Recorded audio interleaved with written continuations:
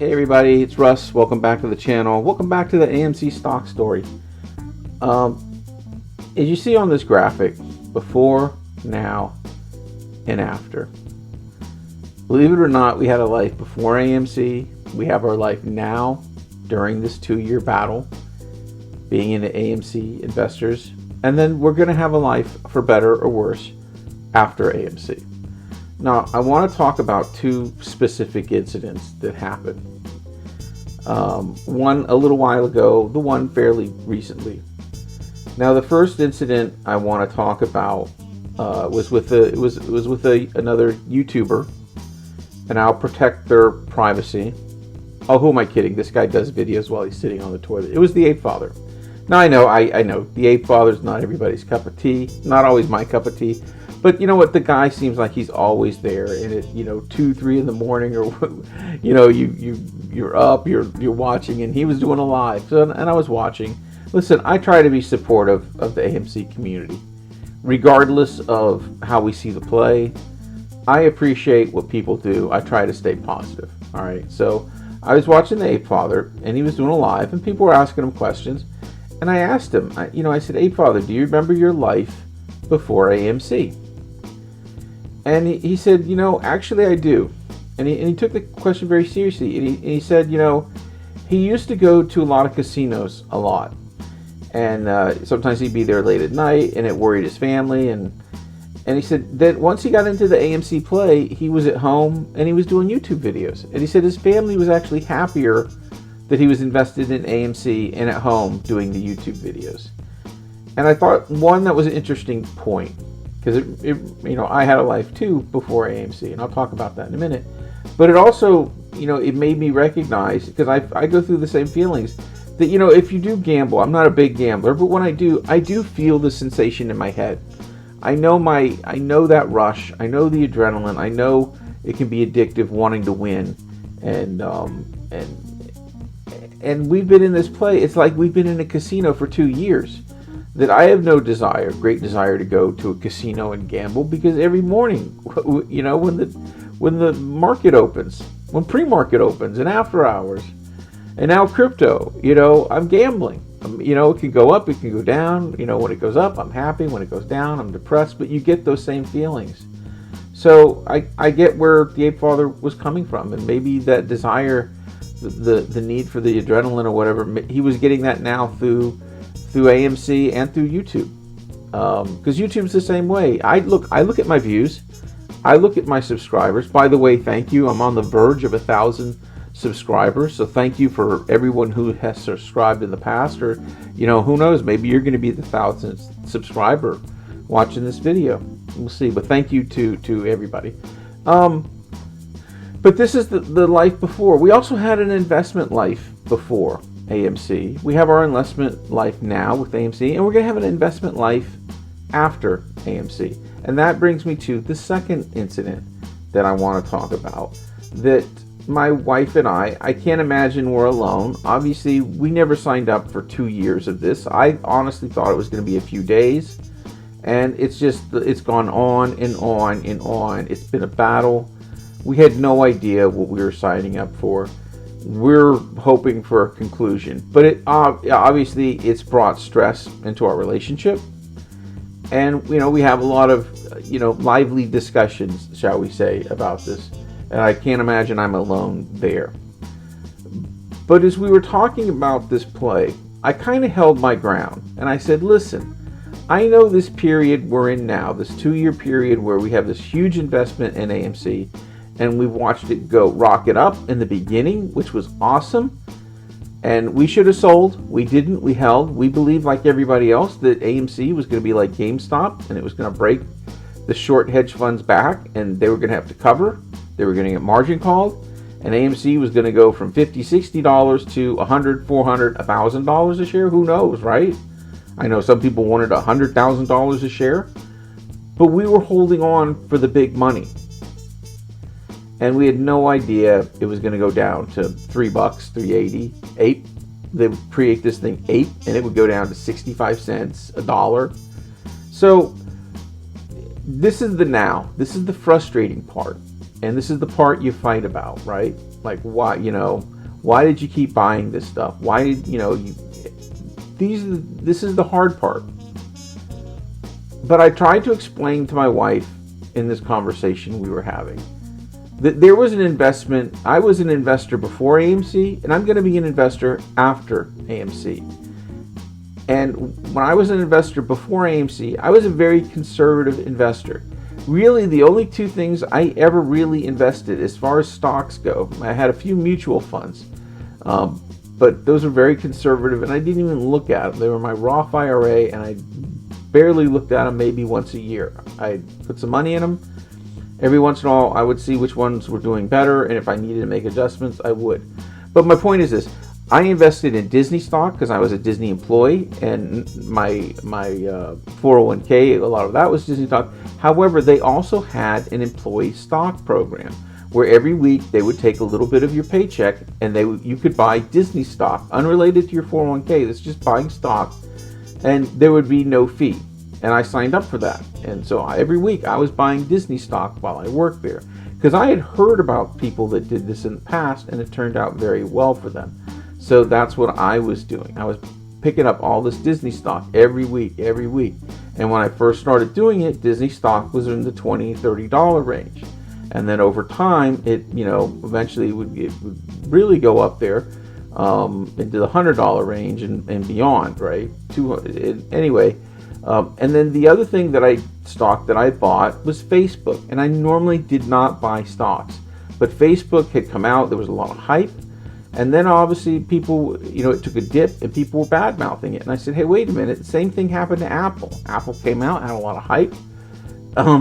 But it since, went on to, astronomical levels. And I said, I think the same thing's going to happen to Facebook. Everybody I know uses Facebook. This company isn't going anywhere. So I bought 30 shares of Facebook stock at around $20, and I should have bought 30,000 shares of it, or 30, or 3,000, or 300 shares of it. But I only, at the time, I thought that was the smartest investment, was only 30 shares at $20 a share. Because who knows, Facebook could have been the next MySpace, right? Anyway, both of those were fairly conservative investments and very smart, and over time they paid off. And in fact, they really did help pay off. That Disney stock, when we bought our house, having that Disney stock available helped for the down payment on our house. So, and then when we bought our house, it was before a big bump up in the market, the housing market. So that investment has paid off. So what I was trying to explain to my wife is, yes, right now in the AMC period, my investing ideas and strategies were a little flawed. I got sucked into a very risky proposed squeeze play that is not guaranteed. I know some YouTubers think the squeeze play is guaranteed. It is not. Okay? And if it is guaranteed, guys, are you guaranteeing my prices? When you talk about the AMC squeeze play and our squeeze play, are you guaranteeing my AMC price that if it doesn't work out, you're going to make that up for me? Because it certainly sounds like this is all guaranteed, like it's through the government. This was a risky play. And I got into it, and I put a lot of my investing principles aside to get into it. But there's nothing guaranteed about this. It's a crooked market. We know that now. But I'm still in it. I'm still trying. But this idea that somehow there's a guaranteed, 1,000x return on your AMC investment is, that's how we got stuck. But we're in it. I'm still in it. I'm hoping for the best. I'd like to have a squeeze. And that's what I've been holding on to. But it was very risky behavior, very risky investment.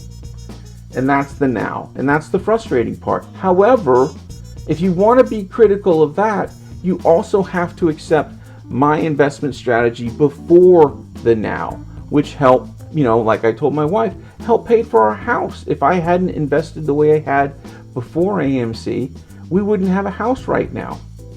So, yes, this is a frustrating time period, but I'm still the same person that made the decision about Facebook stock, that made the decision about Disney stock. And in some ways, I use some of that same decision-making ability and lessons that I learned at that period with AMC.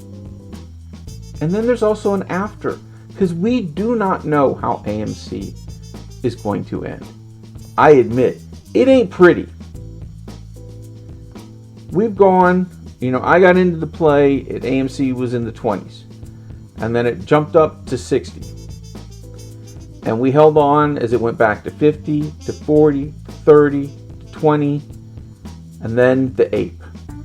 The disaster of the ape. I know, Adam Aaron gave us the ape for free, right? Just the way you give someone syphilis for free. And it was terrible.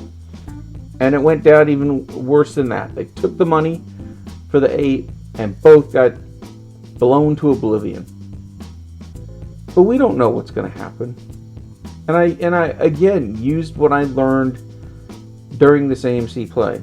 Ape was $1.80. I hated what it did to my investment, but Ape was also worth one share of AMC, and it could be reunited with AMC.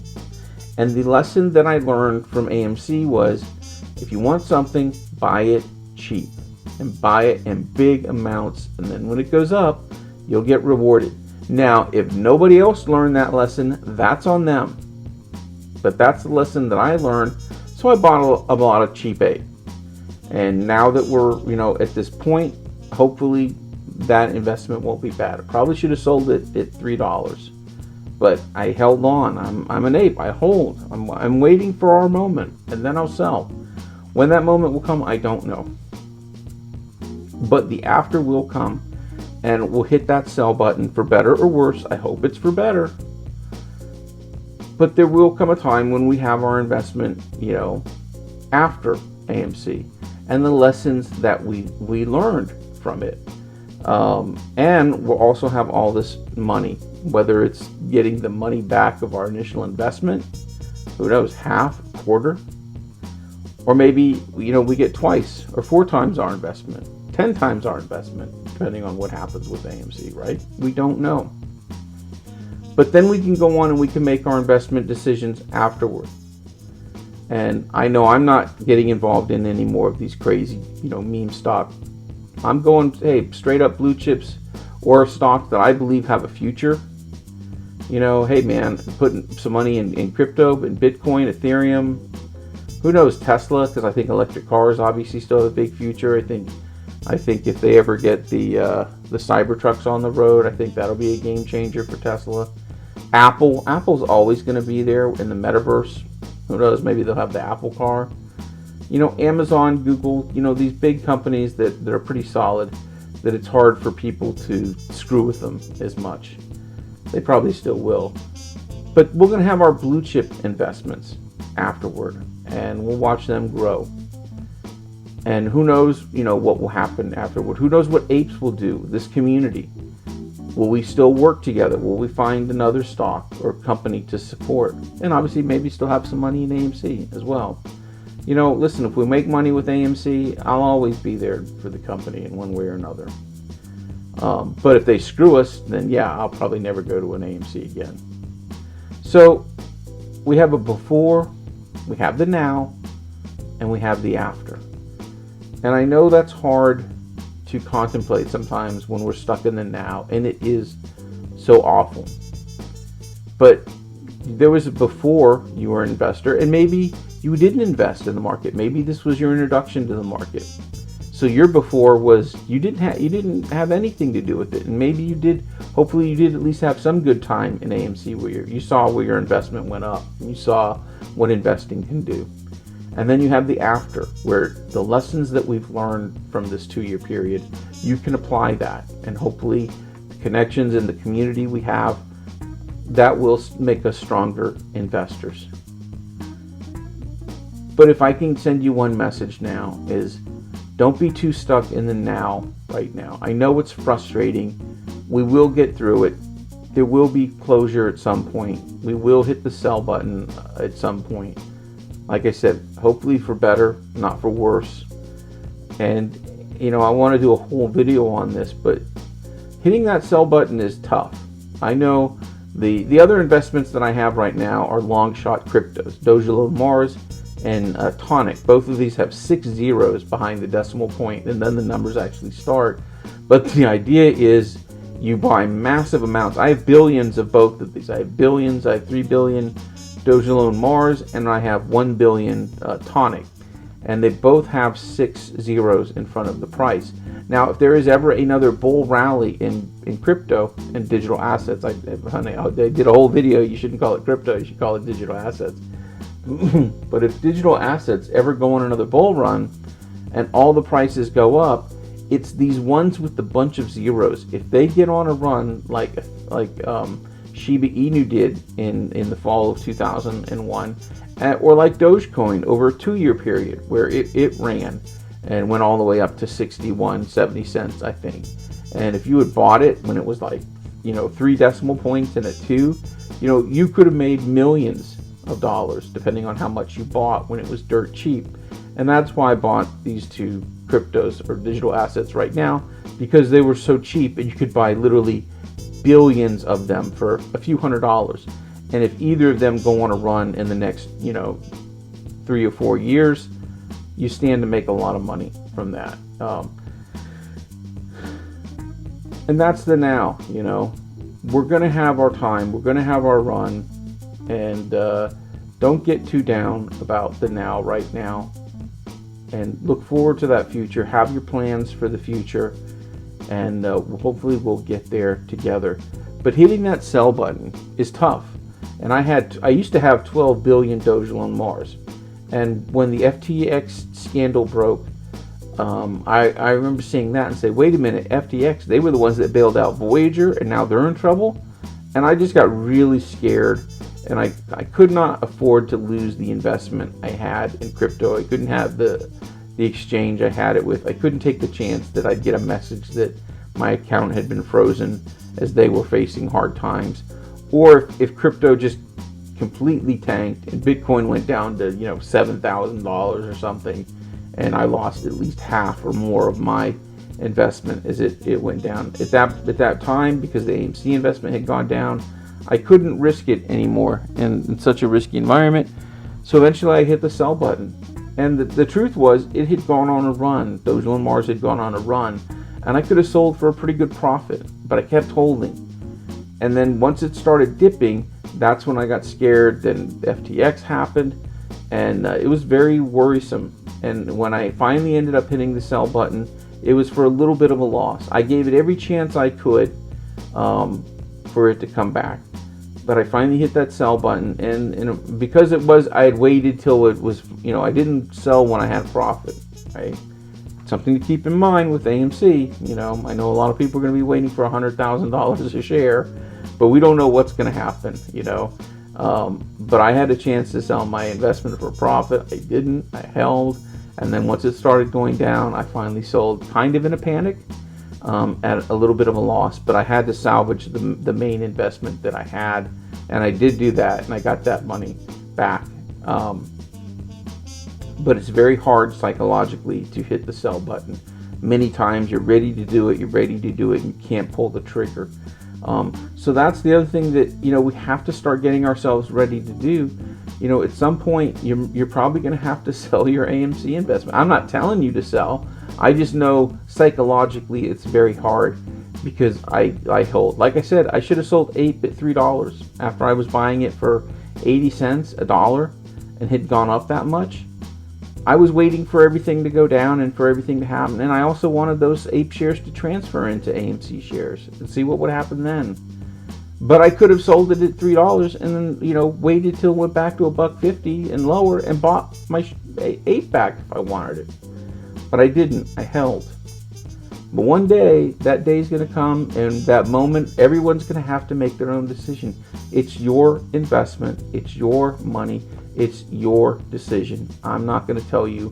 I'm not a financial advisor. It's not financial advice. I'm not going to tell you when to sell. That's going to be up to you. But that day will come, and all I would say is just please be prepared for it. Know what you want. Know what you're willing to accept. Otherwise, the decision is going to get made for you. So we'll see. Just remember, before, now, after.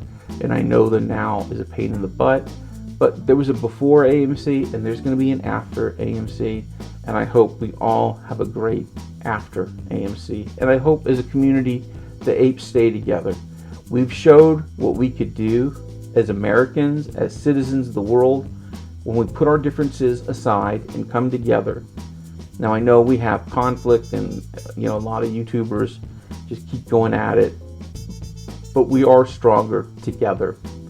And I hope that that community can remain intact afterwards. And maybe we can do some amazing things as the ape community. Not just in the market, not just in investing, but maybe, we can save another investment as well. And I think maybe you know what that is, because that's definitely worth saving. And I think the apes can show the way how people from different backgrounds, beliefs, can come together and get the job done, or at least hold together for each other to try and accomplish something, depending on how AMC goes down. I think we can be a model to the nation and the world. Thanks for listening, everybody. Please hit the subscribe and like button if you can. Try to get me to 1,000 subscribers so I can stop asking for people to subscribe. Thanks for watching, everybody. Have a great rest of the weekend. Have a great week. Let's hope things go well on Tuesday. Bye.